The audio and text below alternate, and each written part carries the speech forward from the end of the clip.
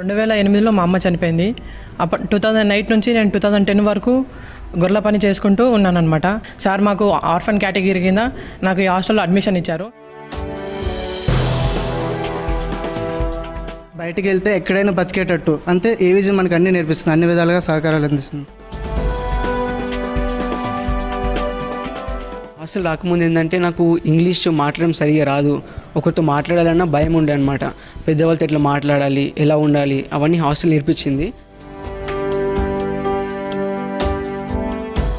పెద్దగా ఐఎస్ఐ రాజఫర్ లాగా ఇలా అనాథ పిల్లలకు సేవ చేద్దామని అనుకుంటున్నాను. సమాజంలో అనాథ విద్యార్థి గృహం అంటే ఒక మంచి పేరు నిలబడింది. అన్నింటా అమ్మ నాన్నయ్య. అమ్మా నాన్న చనిపోయి బంధువులు భారంగా భావించి రోడ్డు మీద పడుతున్న అభాగ్యులు ఎందరో ఈ సమాజంలో కనిపిస్తూనే ఉంటారు. అలాంటి వాళ్ళు ఎవరైనా దారిలో ఎదురైతే జేబులో నుంచి చిల్లర తీసి చేతిలో పెడతాం. ఇంటి ముందు నించుంటే కాస్త అన్నం పెట్టి పంపించేస్తాం. ఇవన్నీ వారికి ఆ పూటకు కడుపు నింపుతాయే తప్ప మరో పూటకి అనాథలుగానే మిగుల్చుతాయి. వారి జీవితంలో పెద్దగా ఎలాంటి మార్పులు ఉండవు. పసిప్రాయంలోనే అనాథలుగా మారే చిన్నారుల పరిస్థితి మరింత దయనీయం. ఆకలి మంటలు, ఆర్థిక ఇబ్బందుల నుంచి బయటపడే దారిలేక పక్కదారి పడుతుంటారు. అలాంటి చిన్నారుల్ని అక్కున చేర్చుకుని విద్యాబుద్ధులు నేర్పి బంగారు జీవితం ప్రసాదిస్తోంది హైదరాబాద్లోని అనాథ విద్యార్థి గృహం. 100 ఏళ్లకు పైగా చరిత్ర కలిగి 100 మంది విద్యార్థుల్ని ప్రొఫెసర్లుగా, ఇంజనీర్లుగా, న్యాయవాదులుగా, పోలీసులుగా మలిచిన ఈ సంస్థ ఎంతో మంది మన్ననలు అందుకుంటోంది.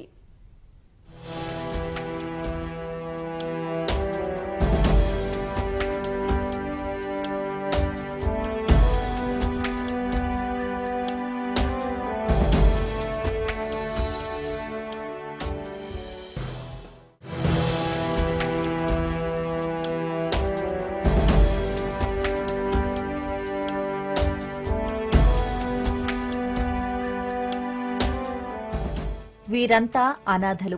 కొందరు లాలించే అమ్మను పాలబుగ్గల ప్రాయంలోనే పోగొట్టుకున్నారు. చేయి పట్టుకుని జీవితాన్ని చూపించాల్సిన నాన్న ముఖాన్ని కనీసం చూడనైనా చూడకుండానే దూరమయ్యారు. ఆపదలో ఆదరించాల్సిన బంధువులు భారమయ్యారు. అలా చేరతీసే వారు లేక వీధి పాలయ్యారు. తినడానికి తిండి, కట్టుకోవడానికి బట్టలు, చదువుకునే ఆర్థిక స్తోమత లేక అనాథలుగా ఈ సమాజంలో ఒంటరిగా మిగిలిపోయారు. ఏ రోజు కారోజు గడవడమే కష్టమై రేపంటూ ఏంటో తెలియని స్థితుల్లోని ఎందరో చిన్నారులకు ఈ అనాథ విద్యార్థి గృహం ఓ వరమైంది. జీవితాల్ని చక్కదిద్దే పాఠశాల, విలువలు నేర్పే దేవాలయంగా మారింది.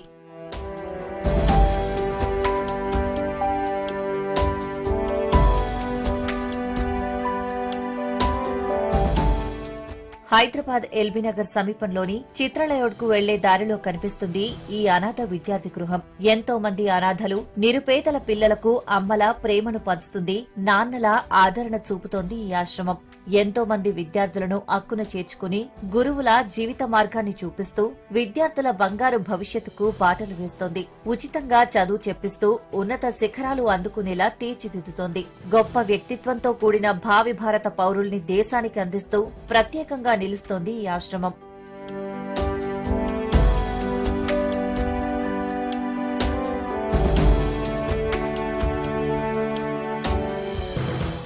అనాథ విద్యార్థి గృహంలో 1వ తరగతి నుంచి డిగ్రీ వరకు చదివే పిల్లల్ని చేర్చుకుంటారు. అప్పట్నుంచి విద్యార్థుల చదువు, పూర్తి బాధ్యతలు నిర్వాహకులే చూసుకుంటారు. పాఠశాల, కళాశాలల్లో ప్రవేశాల దగ్గర నుంచి చదువుకు అవసరమైన అన్ని సదుపాయాలు కల్పిస్తారు. చదువుతో పాటు పోటీ ప్రపంచంలో ఉద్యోగాలకు అవసరమైన అన్ని నైపుణ్యాలు నేర్పించేందుకు ఏర్పాట్లు చేస్తున్నారు. స్పోకెన్ ఇంగ్లీష్, కంప్యూటర్ కోర్సులు అందించి విద్యార్థుల ఉజ్వల భవిష్యత్తుకు బంగారు బాటలు వేస్తున్నారు. అయితే అవసరంలో ఉన్నవారిని గుర్తించేందుకు 3 అంశాల్ని పరిగణలోకి తీసుకుంటున్నారు. అమ్మా నాన్నలు చనిపోయిన పిల్లలు, పేదరికం వల్ల చదువుకు దూరమైన వారు, చదువుకోవాలనే కోరిక ఉండి సహాయం కోరి వచ్చే విద్యార్థులకు ప్రవేశం కల్పిస్తారు.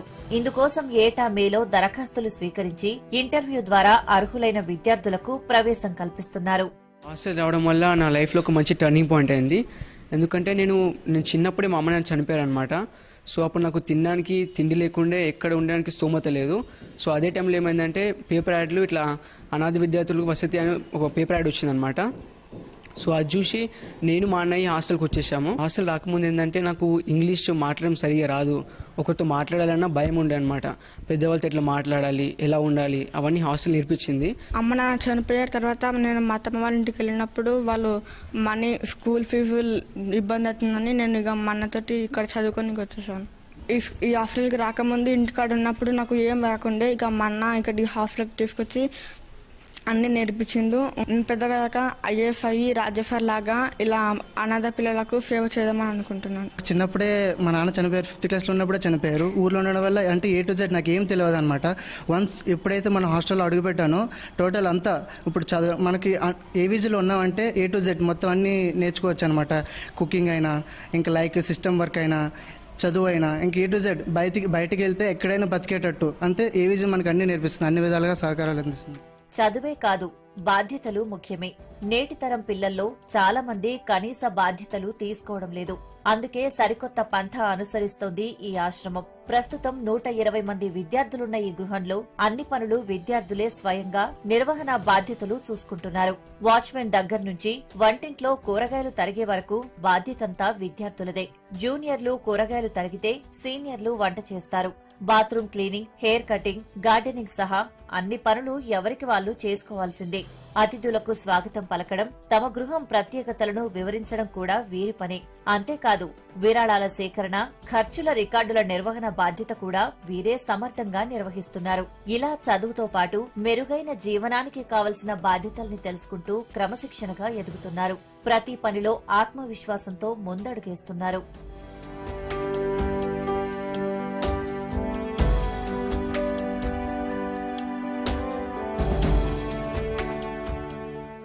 ఇక్కడ ప్రవేశం పొంది తమ జీవితాల్ని దిద్దుకుంటున్న విద్యార్థులు ఉన్నత లక్ష్యాల్ని ఏర్పరచుకుని ముందుకు సాగుతున్నారు. సమాజంలో తమకు ఎవరూ లేరని, ఎలా జీవించాలో తెలియని స్థితిలో ఉన్న తమకు ఈ ఆశ్రమం అండగా నిలిచిందని సంతోషం వ్యక్తం చేస్తున్నారు. ఒకవేళ బంధువులు చేరదీసినా ఈ తీరుగా ప్రోత్సహించే వాళ్లు కాదని అంటున్నారు. గృహంలో చేరిన కొద్ది రోజులకే తమ ప్రవర్తనలో ఎంతో మార్పు వచ్చిందని చెబుతున్న విద్యార్థులు డిగ్రీ స్థాయిలోనే కార్పొరేట్ కంపెనీల క్యాంపస్ ఇంటర్వ్యూల్లో ఎంపికై సత్తా చాటుతున్నారు. హాస్పిటల్ కానీ ఎక్కడ వెళ్ళినా కానీ మాకు ఫ్రీనే ఉంటుంది.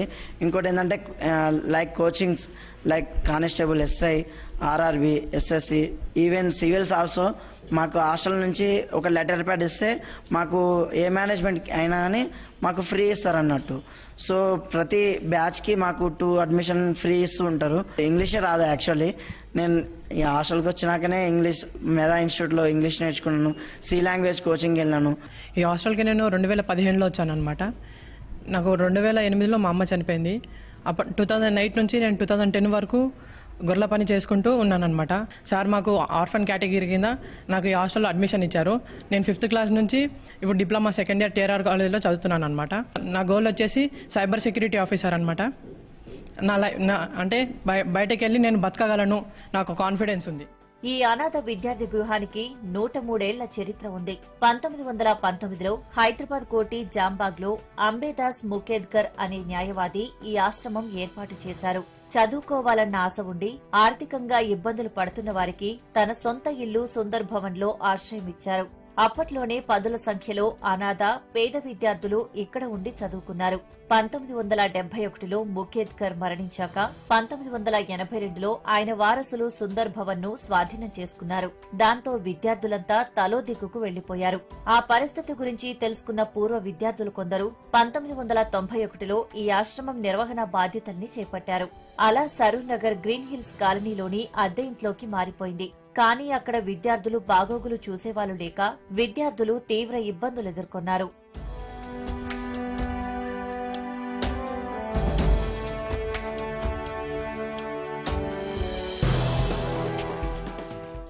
ఇలా ఎన్నో ఒడిదుడుకుల మధ్య ఉన్న ఆశ్రమం గురించి 1992లో అటవీ శాఖ ఉద్యోగి మార్గం రాజేష్ కు తెలిసింది. ఎంతో మంది విద్యార్థులకు మార్గనిర్దేశం చేస్తున్న ఇలాంటి ఆశ్రమం కొనసాగాలని కోరుకున్న ఆయన అదే ఏడాది తన ఉద్యోగానికి రాజీనామా చేసి ఈ ఆశ్రమం నిర్వహణ బాధ్యతల్ని భుజానికెత్తుకున్నారు.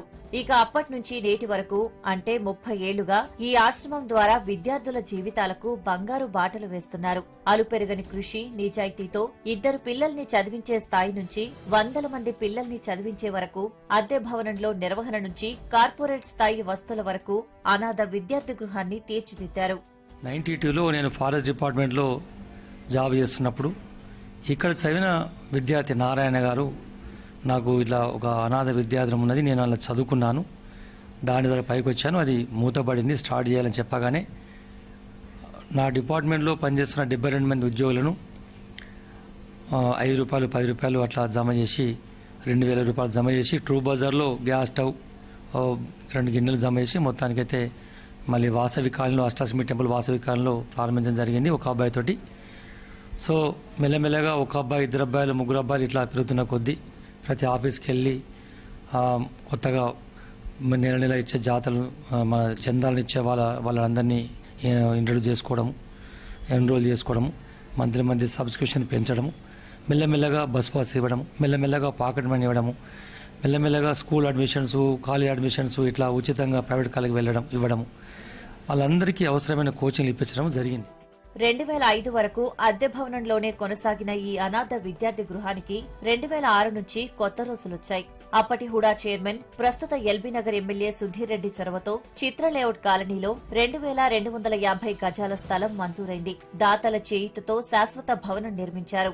2 అంతస్తుల్లో నిర్మించిన ఈ అందమైన భవనంలోకి అడుగుపెట్టగానే తెలియని ప్రశాంతత, సద్భావన కలుగుతుంది. ప్రాంగణమంతా పచ్చదనం, ఒకేసారి 150 మంది కూర్చొని భోజనం చేసేందుకు వీలుగా డైనింగ్ హాల్, కంప్యూటర్ ల్యాబ్, గ్రంథాలయం, వ్యాయామశాల, ఆడిటోరియం, క్షౌరశాల ఇలా కార్పొరేట్ తరహాలో అన్ని సౌకర్యాలు కల్పించారు.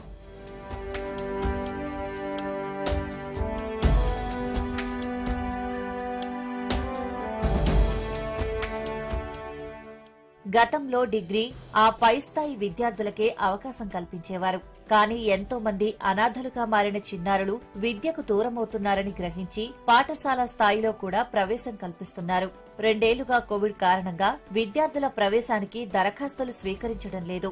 ఇప్పుడు వచ్చే ఏడాదికి ఈ మే నుంచే దరఖాస్తులు స్వీకరించేందుకు సన్నద్దమవుతోంది ఈ ఆశ్రమం. ఈసారి సుమారు 300 మందికి ప్రవేశాలు కల్పించాలని భావిస్తుండగా అందులో తెలుగు రాష్ట్రాల్లో కోవిడ్తో తల్లిదండ్రులు మరణించిన చిన్నారులకు ప్రాధాన్యత ఇవ్వాలని నిర్ణయించుకున్నారు.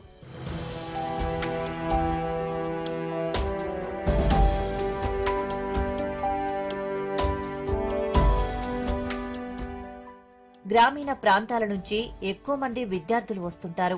వారిలో చాలా మంది కొద్దిపాటి అనారోగ్య సమస్యలతో పాటు సరైన ఆహారం లేక బక్కచిక్కిపోయి ఉంటారు. పైగా విద్యాపరంగానూ వెనకబడిపోయి ఉంటారు. అలాంటి పిల్లలపై ప్రత్యేక శ్రద్ధ చూపి 6 నెలల్లోనే వారిని మెరుగ్గా తీర్చిదిద్దుతున్నారు. గత 30 సంవత్సరాల నుంచి నాకు ఈ సంస్థతో అనుబంధం ఉంది. ఈ ఆర్గనైజేషన్ ఏ విధంగా అయితే లాస్ట్ 30 ఇయర్స్లో అంచెలంచెలుగా పైకి ఎదిగిందో దానికి నేను ప్రత్యక్ష సాక్షి. ఇందులో ఒక భాగం నేను. ఇక్కడికి వచ్చినప్పుడు న్యాచురల్లీ చాలా పేద పిల్లలు, తల్లిదండ్రులు ఇద్దరు లేని వాళ్ళు, లేని పక్షంలో ఒక పేరెంట్, సింగిల్ పేరెంట్ ఉన్నా కూడా వీళ్ళని సాకడానికి శక్తి లేనటువంటి గృహాల నుంచి వీళ్ళు వస్తారు. కాబట్టి మోస్ట్ ఆఫ్ ద చిల్డ్రన్ ఇక్కడ వచ్చినప్పుడు మాల్ న్యూట్రిషన్గా ఉంటారు. వాళ్ళు 2 పూటల తిండి తిని ఎన్నో రోజులైన పరిస్థితుల్లో ఈ గృహానికి వస్తారు. కాబట్టి వాళ్ళ ఆరోగ్య పరిస్థితులు కూడా చాలా గొప్పగా ఏమీ ఉండవు. అదేవిధంగా రూరల్ బ్యాక్గ్రౌండ్ ఎక్కువ కాబట్టి చదువు కూడా వాళ్ళకి అంతంత మాత్రంగానే ఉంటుంది. ఆ పరిస్థితుల్లోంచి ఇక్కడ వచ్చి ఈ గృహంలో ఉండి ఇక్కడున్న వసతులన్నీ పొంది ఇక్కడ నిరంతరం 24/7 దొరికే గైడెన్స్తో, మా ప్రెసిడెంట్ గారి ఆదరణతో, ఇతర సభ్యుల సహకారంతో ఇదే పిల్లలు 1 సంవత్సరం 6 నెలలు తిరిగేసరికి వీళ్ళైనా వాళ్ళు అన్న విధంగా మారిపోతారు. ఓ అనాథ చిన్నారి జీవితం కోసం పోరాడటమే కాదు, ఐఏఎస్, ఐపీఎస్ వంటి అత్యున్నత పదవులకు ఎందుకు ప్రయత్నించకూడదనే లక్ష్యంతో పనిచేస్తోంది ఈ ఆశ్రమం. ఆ దిశగా విద్యార్థులను తీర్చిదిద్దుతోంది.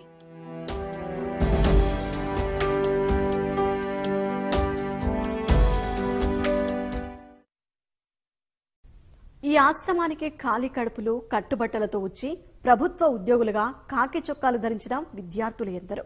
చదువుకోలేక చిన్న వయసులోనే పనుల్లో చేరిన విద్యార్థులకు చదువులు చెప్పించి విద్యావంతులుగా తీర్చిదిద్దిన ఘనత ఈ ఆశ్రమానికే చెందుతుంది. ఏం చెయ్యాలో, ఎలా జీవిత ప్రయాణం సాగించాలో కూడా తెలియని పసివాళ్లు చేయి పట్టుకుని లక్ష్యం వైపు నడిపిస్తుంది. ఒకప్పుడు సాయం కోరిన వారిని మరొకరికి సహాయం చేసే స్థాయికి తీసుకెళ్లేలా చేస్తూ మెరుగైన సమాజాన్ని తీర్చిదిద్దుతోంది. ఇక్కడికి వచ్చే విద్యార్థులు ఒకరికొకరు అన్నదమ్ముల్లా కలిసిమెలిసి ఉంటారు. ఏ తమ్ముడికి కష్టం వచ్చినా పెద్దన్నలా ఆదుకునే అన్నలుంటారు. ఆప్యాయంగా అక్కున చేర్చుకునే తమ్ముళ్లుంటారు. అందుకే ఇక్కడ చేరిన వాళ్లంతా తమ బాధల్ని మరచి సంతోషంగా జీవితాల్ని తీర్చిదిద్దుకునే పనిలో నిమగ్నమవుతారు.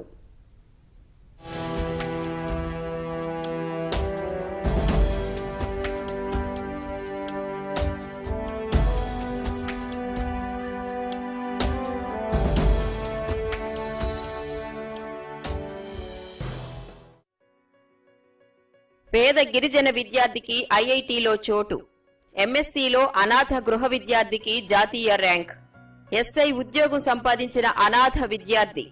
ఇలా నిత్యం పత్రికల్లో చదువుతుంటాం, టీవీల్లో చూస్తుంటాం. అలాంటి వాళ్లకు చేతనైన సహాయం చేసేందుకు ప్రయత్నిస్తుంటారు.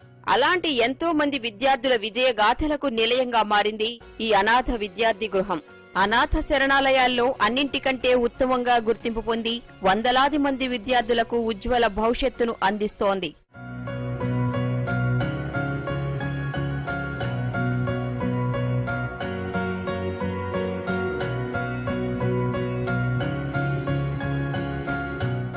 నల్గొండ జిల్లా చౌటుప్పలకు చెందిన సిహెచ్ పాండు ఈ అనాథ విద్యార్థి గృహంలోనే చదువుకున్నాడు. 2005లో ఇక్కడ చేరిన పాండు ఇప్పుడు ఫిడ్జీలో ప్రొఫెసర్గా పనిచేస్తున్నాడు. పేదరికం కారణంగా చదువు మధ్యలోనే మానేద్దామనుకున్న ఈ యువకుడికి అనాథ విద్యార్థి గృహం ఆశ్రయమిచ్చి సౌకర్యాలు కల్పించింది. ఉత్తమ జీవితం అందుకునేందుకు సాయం చేసింది. నేను 2005లో జాయిన్ అయ్యాను ఏవిజీలో. సో హాస్టల్లో అప్పట్లో 28 మంది ఉండేది గ్రీన్ హిల్స్ కాలనీలో. A to Z మేమే చేసుకునేది. ఫైనాన్స్ నుంచి వెజిటేబుల్స్ వరకు ఊడ్చుకోవడం, కడగడం, everything. Hostel which is given very good support for us. ఆ సమయంలో హాస్టల్ కనుక లేకపోయింటే నా ఎడ్యుకేషన్ కంప్లీట్ అయ్యేది కాదు. నేను ఐఐటి మద్రాసులో చదివేవాని కాదు, ఇప్పుడు ఈ పొజిషన్లో ఉండేవాని కాదు. నాకు టైం ఉన్నప్పుడల్లా వస్తూ ఉంటాను హాస్టల్కి, విత్ ఫ్యామిలీతో విజిట్ చేస్తూ ఉంటాను. ఇంట్లో జరిగే అకేషన్స్ అన్ని మామూలుగా ఇక్కడే సెలబ్రేట్ చేసుకుంటాను. తెలంగాణ స్పెషల్ ప్రొటెక్షన్ ఫోర్స్ లో కానిస్టేబుల్ గా విధులు నిర్వహిస్తున్న ప్రశాంత్ స్పోర్ట్స్ కోటాలో ఉద్యోగం సంపాదించాడు. కరీంనగర్ జిల్లాకు చెందిన ప్రశాంత్ 2014-16లో అనాథ విద్యార్థి గృహంలో చేరి బీటెక్ పూర్తి చేశాడు. పేదరికంతో చదువు మధ్యలోనే ఆగిపోతుందని భయపడ్డ ప్రశాంత్ కు అండగా నిలిచి భరోసా ఇచ్చింది ఈ ఆశ్రమం.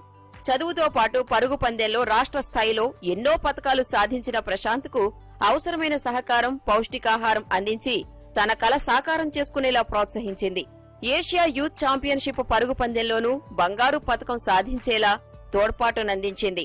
నేను ప్రస్తుతం తెలంగాణ స్పెషల్ ప్రొటెక్షన్ ఫోర్స్లో కానిస్టేబుల్ విధులు నిర్వర్తిస్తున్నాను. ఇక్కడ అనాథ విద్యార్థి గృహంలో 2014 నుంచి 16 వరకు BTech 3rd year and 4th yearలో అనాథ విద్యార్థి గృహం సహకారంతో నేను బీటెక్ పూర్తి చేశాను. వాస్తవానికి ఈ హాస్టల్ లేకపోతే నేను ఈరోజు ఇక్కడ ఉండేవాని కాదనుకుంటున్నాను సార్.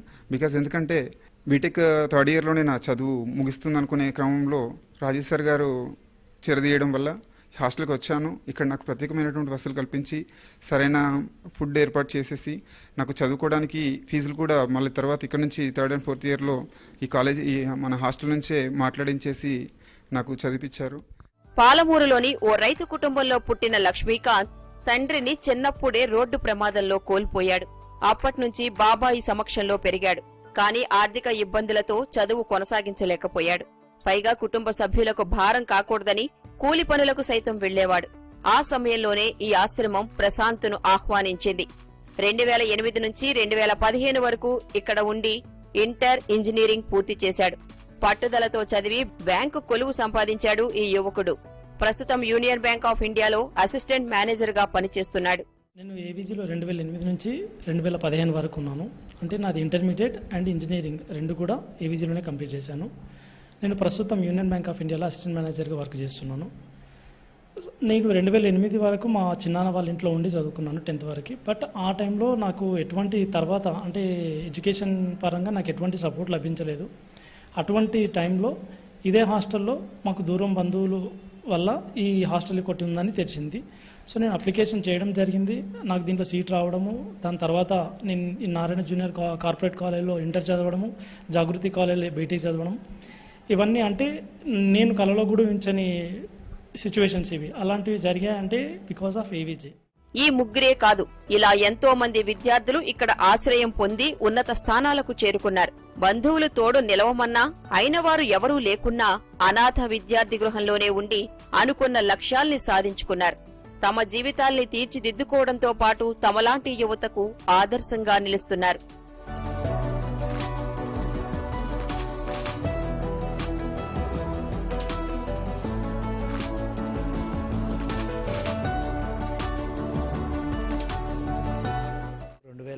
ఏడులో నేను ఏవిజీలో అడ్మిషన్ పొందాను.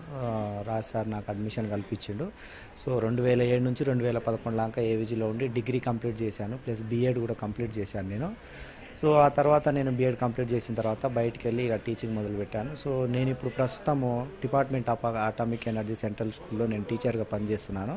సో అప్పుడప్పుడు నేను ఏవిజీకి వచ్చి ఇక పిల్లలతో నేను ఏదైనా పిల్లలకు డౌట్ ఉంటే కానీ చెప్పడం కానీ, వాళ్ళకు సజెషన్స్ ఇవ్వడము, లేదా వాళ్ళకి ఎగ్జామ్కు ఎలా ప్రిపేర్ కావాలి, అసలు ఎలా గోల్స్ క్రాక్ చేసుకోవాలి మనం అని సజెషన్స్ సలహాలు ఇస్తుంటాను. ఇక్కడ నేను 2008 నుంచి 2012 వరకు ఇక్కడ ఉండి ఇంజనీరింగ్ కంప్లీట్ చేశాను. దాని తర్వాత నేను గ్రూప్ 2 కోచింగ్ తీసుకొని 2019లో గ్రూప్ 2 ఏఎస్ఓగా సెక్రటరియట్లో ఏఎస్ఓగా చేస్తున్నాను. సో నేను ఇక్కడికి రాకముందుకు ఎట్లా ఉన్నానంటే కమ్యూనికేషన్ స్కిల్ పరంగా కానీ లేకపోతే డిసిప్లిన్ పరంగా కానీ అంత నాకు తెలియదు ఎక్కువ. సో ఇక్కడికి వచ్చిన తర్వాత డిసిప్లిన్, కమ్యూనికేషన్ స్కిల్స్, ఎవరితో ఎట్లా మాట్లాడాలి, సో వన్స్ ఇక్కడికి వచ్చిన తర్వాత వేరే ఎక్కడైనా సమాజంలో ఎక్కడైనా ఎలా బతకాలో నేర్పించింది. ఈ అనాథ విద్యార్థి గృహంలో చదువుకుని ఉన్నత స్థానాలకు చేరిన వారిలో యూపీ, ఒడిశా రాష్ట్రాలకు గవర్నర్గా పనిచేసిన సత్యనారాయణ రెడ్డి, కేంద్ర మాజీ మంత్రి శంకరానంద్, ఢిల్లీలోని నావికాదళ ప్రధాన కార్యాలయంలో అదనపు డైరెక్టర్గా పనిచేసిన వేమారెడ్డి వంటి ప్రముఖులు ఉన్నారు. కొన్నేళ్లుగా ఇక్కడ చదువుకున్న విద్యార్థులు మంచి ఉద్యోగాలు సంపాదిస్తున్నారు. సాఫ్ట్వేర్ ఇంజనీర్లు, బ్యాంక్, రైల్వే ఉద్యోగులు, ప్రొఫెసర్లు, లాయర్లు, జర్నలిస్టులు, ఎస్ఐ, కానిస్టేబుల్ గా ఇలా అన్ని రంగాల్లో ఉద్యోగాలు సాధిస్తున్నారు. దేశ విదేశాల్లో ఉన్నత స్థాయిలో రాణిస్తున్నారు.